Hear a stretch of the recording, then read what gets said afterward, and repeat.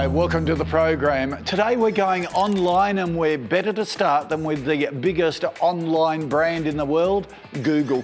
We've brought our business here so they can start at the very top. Let's go and meet them. Hello ladies, how are you? Nice to meet you, Trudy. Hello David. Erica. Hi David. Now tell me about your business, HardtoFind. Well David, we both work in magazines and we see lots of beautiful products coming in every day for shoots and for our news pages. And we thought, as working mothers, wouldn't it be great if there was a website where you could just go online and buy all this stuff, beautiful, unique products, just a one-stop online shop? What a good idea. And you've called it HardtoFind, which is perfect. Now you make it easy for everyone. Erica, just explain the challenges you're facing at the moment. We have a substantial database, but we'd like to find out some new ways to grow that. Likewise with online marketing, our background is traditional PR and marketing, but we need to understand the online space better than we do. All right, well, we're doing this episode a little differently because we've already sent you along to talk to Ruslan Kogan from Kogan Technologies, one of the big online retailers, and also Eugene Tan, who's a photographer that's built a massive database, and we'll find out what they had to say a little later in the program. But now we're going to go to the absolute guru of online retailing, the guy in charge of it at Google. Come in, Ross. Meet Ross McDonald, meet Trudy and Erica. Hi there, how are you? Hello. Ross. Hello. Hello. How are you, mate? Good to see you again. All right, give us the big picture with online retailing. How big is it, and by how much is it growing? Yeah, sure. Look, it's certainly growing. Industry estimates are around 15% year on year in terms of growth of sales.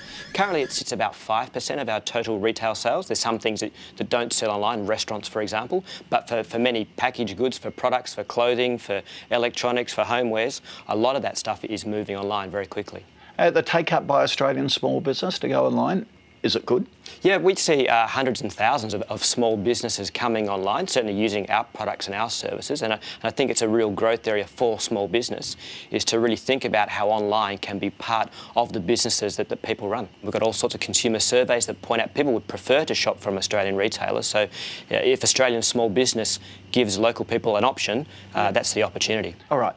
You see all these businesses go online. You've seen all the successes, yep. You've seen the failures too. If there were 3 important bits of advice you would give to an Australian small business about going online, what would they be? Yeah, I think the first one is discoverability. Make sure that people can find you. So you've got loyal customers that will be looking for your brand name, for your store, for your business. Make sure they can find you when they search for you online. Make sure they can also find you for the products that you have. So if you're selling lawnmowers, tell people that you sell lawnmowers. And if someone looking for a lawnmower, they may not know you yet, but they might become a customer of yours. So discoverability is the #1 thing.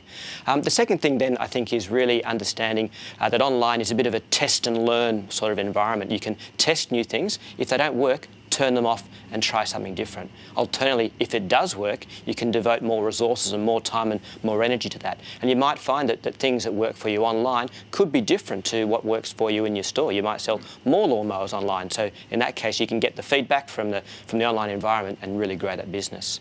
The third thing then, I think, is to actually think about your online presence as a business and use the data that you get from online to make business decisions. Which bit to growing, which bit to not, where should your attention be focused? And that's a wonderful thing about technology. It gives you that flexibility. It gives you the data, try new things. Yep. It's easy, it's cost efficient, all that sort of stuff. Absolutely. Look, you're a font of knowledge. Let's first take a look at the experts you've been to see, and can you hang around? Certainly. And we'll continue the conversation a bit later. Thank you. All right, Ross, thanks for that. After the break, we're going to take a look at how the girls went with Ruslan Kogan from Kogan Technologies and the great advice that he gave them. Really what you're trying to do with your website is find out, well, what are people looking for, and giving them exactly that.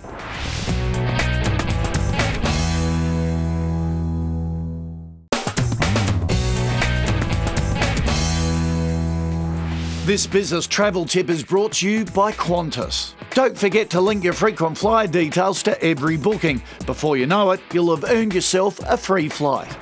Trudy Jenkins and Erica Beaumont from unique gift website HardtoFind are visiting Ruslan Kogan, the founder and chief executive of BRW Fast 100 company Kogan Electronics, an online consumer electronics manufacturer and retailer. The girls are keen to find out the secrets of Kogan's online success and to pick up tips on search engine optimisation. We believe we have quite a unique product offering. How do we differentiate ourselves from all the other online gift stores, in particular with regard to SEO, which we're only just scratching the surface with? The important thing to understand when it comes to SEO is, well, what are people actually searching for? And you can do that through tools such as Google Insights. You can see which terms are getting searched for the most, what are people looking for, and then the important element of that is to implement those terms on your website. So really what you're trying to do with your website is find out, well, what are people looking for, and giving them exactly that. Like, for instance, we had a coffee machine launch recently, and we found that more people are searching espresso machine than coffee machine. So, you know, you have to make sure that you market your product in the way of what people are searching for. We've done a traditional marketing campaign using print media, but we're really interested in understanding more about online marketing. Well, for us, it's very important to know exact facts and return on investment of every advertising dollar we spend. We want all of our advertising to be trackable.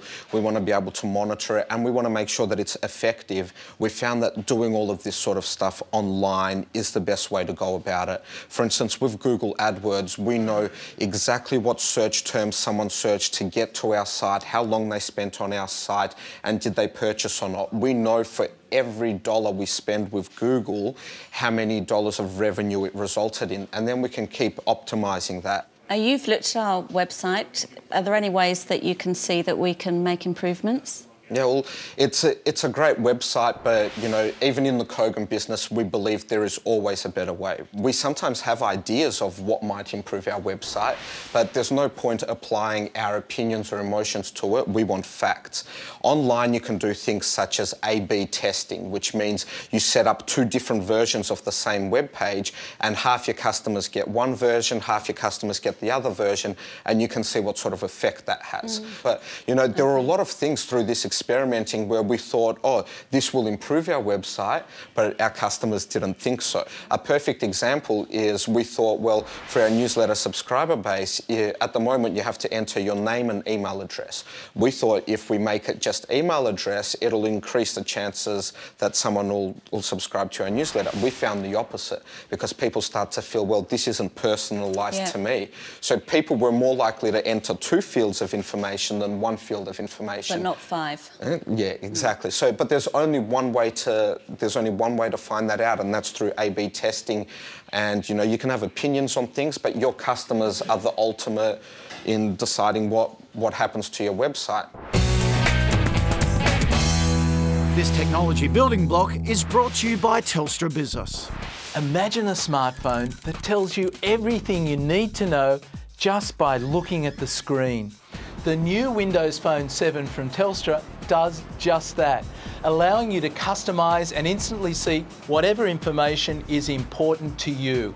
Emails, missed calls, news updates, friend status updates, appointments and much more. The screen tiles are live and update as things happen.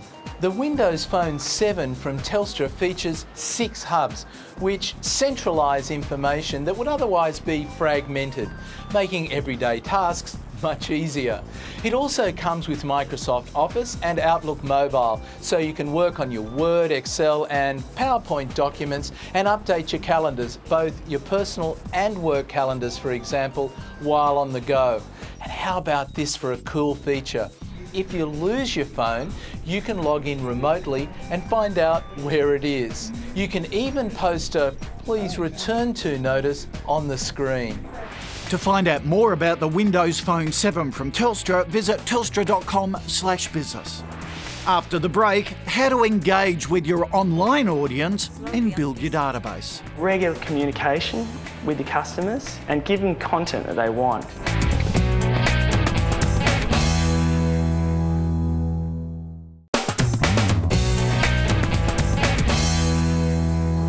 A database of subscribers is an essential tool for most online businesses. But how do you grow that database? One business that's built up over 40,000 subscribers is Bondi-based photographic business Aquabumps. Erica Beaumont and Trudy Jenkins from online shopping website HardtoFind are meeting Aquabumps owner Eugene Tan to compare notes. We've built the HardtoFind database to 10,000 people by offering competitions and prizes on the homepage. You've got a massive database. How have you built yours?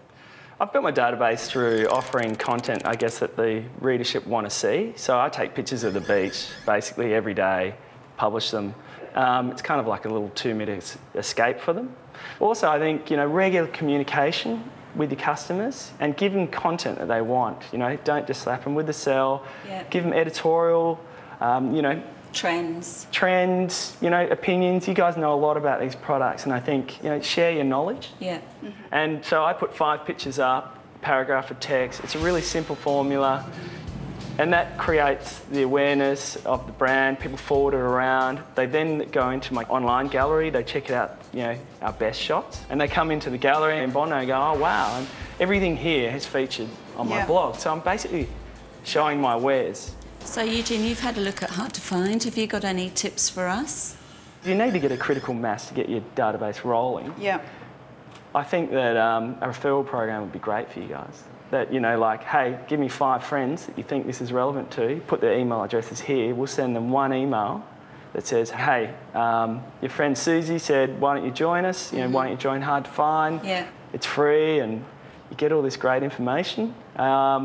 And you can go in the draw to win a prize. Yeah. Yeah. Well, I actually made a referral program once that said that if they all accepted the invite into Aquabumps, they had more chances of winning in the draw. And do you think there's a better time during the day to actually send your e-newsletter out? Like, do you get more response in the morning or at a certain time of the week? Or There's a definite pattern. I generally release my emails quite late, around 11 o'clock when they're ready, just to have a break, and I give them a 2-minute escape.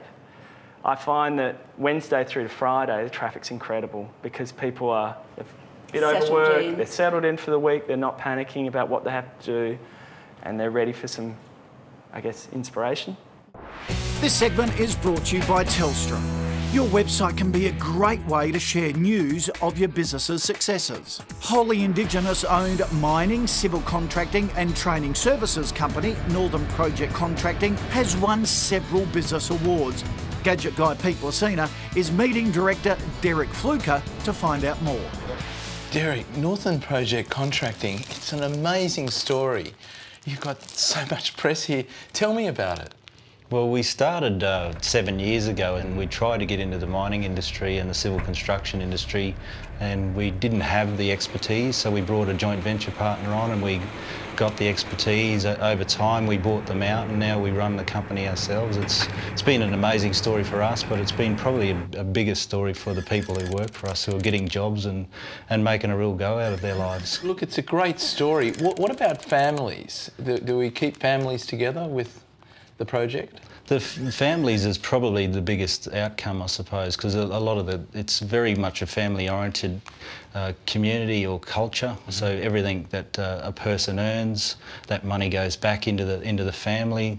The incomes that are coming in are fairly significant, so that allows those families to really get off and make a real go of them. In terms of your business and your personal operation in it, what kind of technology are you deploying? Well, we use the phones, the broadband internet. We're using it in the mines and also in the communities. Where you've got communities that are isolated and remote, they really need access to the outside world. And with the Telstra and becoming part of our company, all of those things help them to understand that there is a bigger world out there and there's bigger opportunities and there's more things to learn. So Derek, I'm not surprised with everything you've told me that at this year's Telstra Business Awards, you won an award. Yeah, it was the national category in the Census Social Responsibility Award. We were extremely surprised and it took us to a new level in terms of our confidence as a business, in terms of our ability to feel like that we're a real player in the industry. We always pride ourselves on being socially responsible. That's what our aim is as a business, but when we're given an award such as that, it really cements that feeling that, yeah, you are doing the right thing and that you're heading on the right track. And of course, there is a process. The award doesn't come out of the blue. There is a process in terms of receiving the award, isn't there?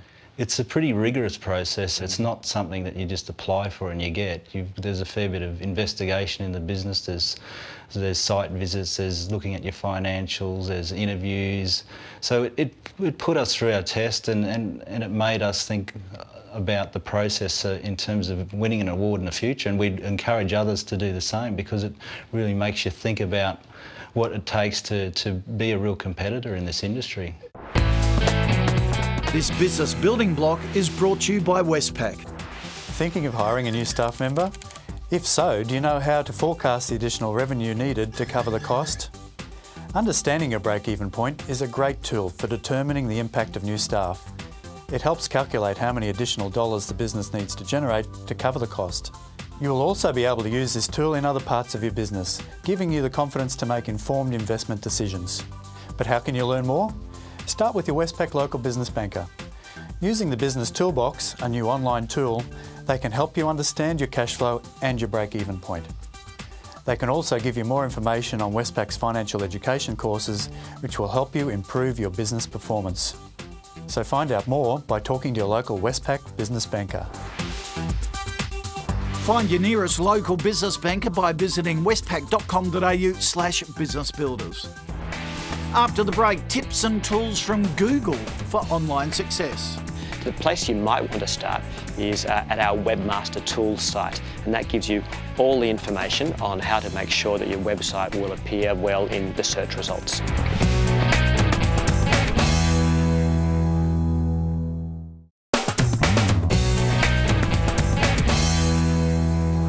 This competition is brought to you by Qantas. Qantas is celebrating small business with an amazing opportunity. Every week, one business could win $1,000 worth of Qantas flights to use for business travel. How do you enter? Easy. Go to qantas.com/SME and tell us in 25 words or less how Qantas can help manage your business travel. All right, ladies, well, Ruslan and Eugene's advice was fantastic. Now it's your chance to pick the brains of the guru, of Ross. Go for it. Thanks, David. Ross, we've done quite well with our business thus far, but it's really been based on our knowledge of traditional PR and marketing coming from magazines. What we really need to understand a lot better is online marketing, growing our database, growing our business. That's where we're really lacking knowledge. Sure, and look, don't beat yourselves up. This is an area that changes really quickly, and often it's difficult to keep ahead of the trend. So the first thing, and I think you're doing that right, is to really focus on your customer, what the customer wants. And at the moment, you're doing that by thinking about what sort of products you have. Think about your customer in online marketing terms. So can people find you when they search for you on a search engine? If they type in your brand name, can they find you? If they type in some of your best products, can they find you as a solution for those products? So think about it from customer terms, and then all the other marketing pieces become a lot easier. And Ross, you mentioned earlier that part of the online retail experience should feel like walking through an actual store. Can you give us some tips on how that works best? Yeah, sure. One of the things that we really recommend for businesses to do is install what we call analytics software in the background. What that does is measures how people come into your website, what they do at your website, how long they spend there, what things they look at, and what they do once they've left. Google has a free analytics package, Google Analytics, funnily enough. I was just about to ask if it was free. Yes, it's free. Working with the people who design your website, you can ask them to install that particular program, and that will give you the information then to understand what is it that people are doing at your website. And then as you change and grow and experiment new things on your website, you'll be able to measure the impact. And that'll give you some great information to make better decisions and ultimately grow your business. And Ross, what are the most important tools that we should be aware of to help improve our business? Sure. Well, the first thing is that we publish everything that we do on the web. We run blogs, we run forums, we run particular interest group sites. So everything that we do, we publish online. The place you might want to start is at our Webmaster Tools site, and that gives you all the information on how to make sure that your website will appear well in the search results. The other thing I'd point out for small businesses, that there are agencies that can help you do this. And just like you make the choice to do your own tax return or go to an accountant, you can make a similar choice with your online marketing. You can learn about it and make it something that you do, or alternatively you can find an agency or a reseller to help you with that sort of advice. Mm-hmm. All right, ladies, gee, you've taken the bull by the horns here, but we've run out of time, so we'll have to leave it there. Ross, thank you for your time today. Now, if you want any more information on today's episode or any past episodes, go to the website yahoo7.com.au/small business. I know I say it every week that we've got extra tips from the experts. This week, it's even more important because there's oodles we couldn't fit in. If you're interested in online retailing, it's all there for you. And if you've been thinking about taking your business online, go to Winning Business Online. We've got a link on our website. It's an educational program that'll hold your hand step by step in getting your business onto the web and to online retailing. I'll catch you next time. Don't forget to enter our Qantas competition where you could win $1,000 worth of flights. Go to our website yahoo7.com.au/small business to find out more. While you're there, sign up to our 2-day business boot camp in Sydney on the 7th and 8th of April. You'll meet me and an amazing range of experts who will inspire you with great ideas to grow your business.